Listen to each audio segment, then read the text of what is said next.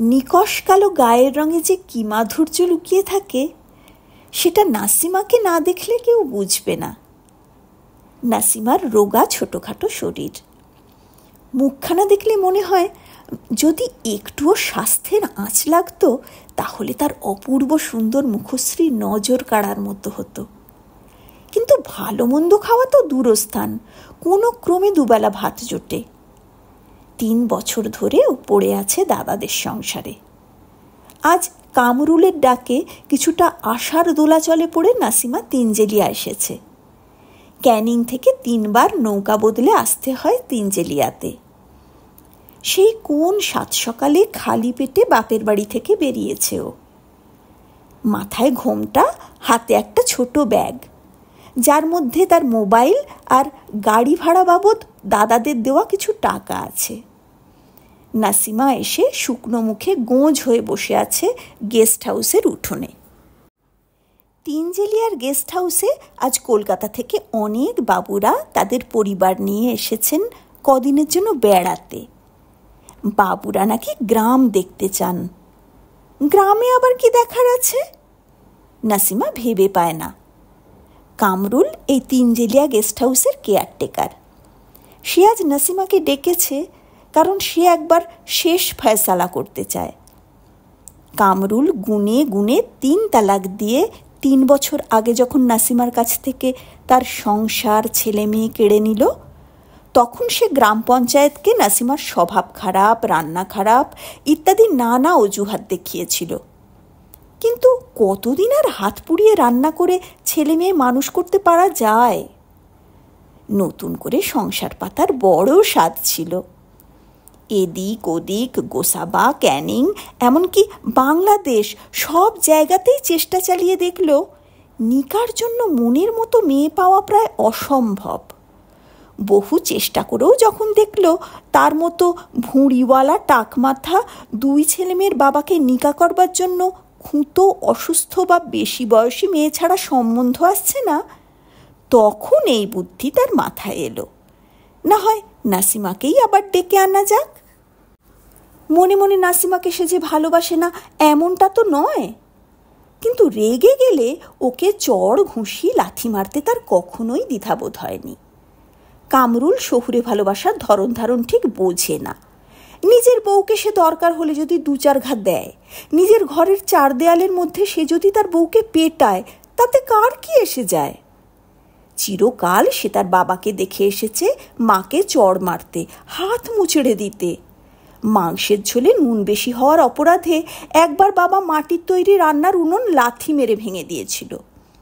আবার বছরকার শাড়ি জামা নিজে পছন্দ করে কিনে এনেও দিত মাকে। বউকে ভালোবাসার এই তো রীতি। সেই রীতিনীতি আজ হঠাৎ কেন বদলে যাবে?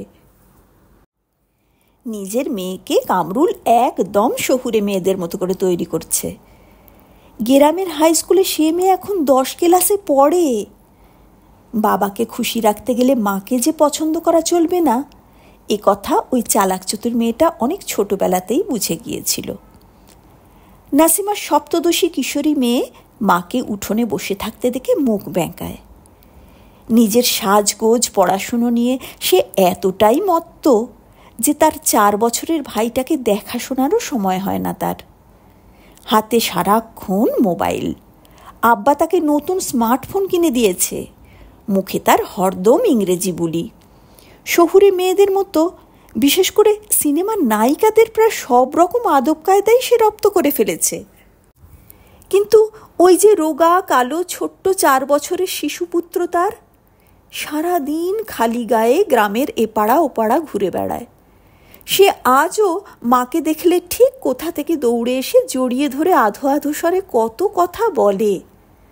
পাড়ার লোকের কাছে শুনেছে নাসিমা এই বয়সেই নাকি গালি দিতেও শিখেছে, হয়তো বাবারই কাছে। ওকে দেখলেই নাসিমার 2 চোখ ফেটে জল আসে। ওর তো কোনো দোষ নেই, অথচ প্রায় জন্মের পর থেকেই মায়ের ভালোবাসা পেল না। কামরুল এসে শটান উঠোনে দাঁড়ায়। পরনে তার গামছা, তবে আজ বাবুদের খাতিরে গায়ে গেঞ্জি। সে তার ভাঁটার মতো গোল গোল চোখে নাসিমাকে জরিপ করে। গেস্ট হাউসের বাবুদের উদ্দেশ্যে বলে, ফয়সালা দিন বাবুরা, এই মেয়ে ছেলেকে যখন আবার আমি ফিরিয়ে নেব বলে ডাকছি, তখন ওর এত তেজ কিসের? বাবাকে খুশি করতে মেয়ে পাশ থেকে চেঁচিয়ে ওঠে, ওনারা তো আর জানেন না এই মহিলা কি জিনিস, ভাঙবে তবু মচকাবে না। ভদ্রলোক বাবুরা এইসব গ্রাম্য পারিবারিক সমস্যা থেকে গা বাঁচাতে চান। তাঁরা বলেন, ঠিক আছে ঠিক আছে, যাও নিজেদের ঝগড়া নিজেরাই মিটিয়ে নাও গিয়ে। কিন্তু ম্যাডামদের অভিজ্ঞ চোখে ধরা পড়ে যায় সব কিছু। ওদের সহানুভূতি নাসিমার প্রতি বর্ষিত হয়। নাসিমা ওদেরকে দেখায় তার উপর নির্যাতনের আঁচড়গুলি, হাতে কালশিটের দাগ, পিঠে লাঠি দিয়ে মারার শুকিয়ে যাওয়া ক্ষত। সেও তার সপক্ষে বলে, কেন আবার আসবো আমি বলতে পারেন? এখন আপনাদের সামনে ভালো মানুষ সাজছেও, কিন্তু ও যে কিরম মানুষ সে তো আমার থেকে আর বেশি কেউ জানে না। আবার নতুন করে ঝগড়া শুরু করবে, অশান্তি, মারধর। কি আর করব, আমারই পোড়া কপাল। এখন দাদারা আমায় তাদের সংসারে জায়গা দিয়েছে, ফেলে তো দেয়নি। আমার একটা পেট ঠিকই চলে যাবে।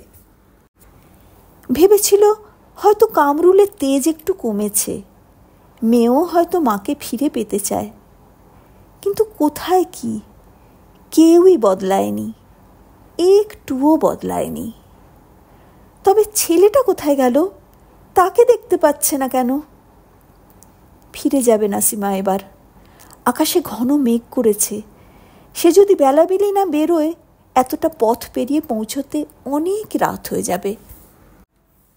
এমন সময় কোত্থেকে খবর পেয়ে দৌড়তে দৌড়তে আসছে তার ছোট্ট ছেলেটা, হাতে একটা লাঠি যেটা লম্বায় প্রায় ওর দ্বিগুণ। হাঁপাতে হাঁপাতে এসে মার কোমর জড়িয়ে ধরে বলে, থাকো না আম্মা, এবার যদি আব্বা তোমাকে মারে তাহলে আমি লাঠিটা দিয়ে আব্বাকে খুব মারব, দেখো। তুমি আমায় ছেড়ে যেও না আম্মা, থাকো। নাসিমার চোখের জল বাঁধ মানে না। ছেলেটার শুকনো মুখ তার বুক ভেঙে গুঁড়িয়ে দেয়। কেমন করে সে ফিরে যাবে এখন? পরম মমতা এসে ছেলেকে কোলে তুলে নেয়, প্রাণপণে বুকে জড়িয়ে ধরে। হঠাৎ কালো মেঘে আকাশ ঢেকে যায়, অঝোর ধারায় বৃষ্টি নামে। সন্তান স্নেহ থেকে বঞ্চিত হয়ে সে আর থাকবে না। ছোট্ট এই শিশুটির তাকে যে বড় প্রয়োজন। তার অবলম্বনহীন এই নিঃসঙ্গ জীবনে সন্তানের ভালোবাসার থেকে বড় প্রাপ্তি আর কী বা হতে পারে? ছেলেকে বুকে জড়িয়ে ধরে নাসিমা কামরুলের সঙ্গে বাড়ির পথ ধরে।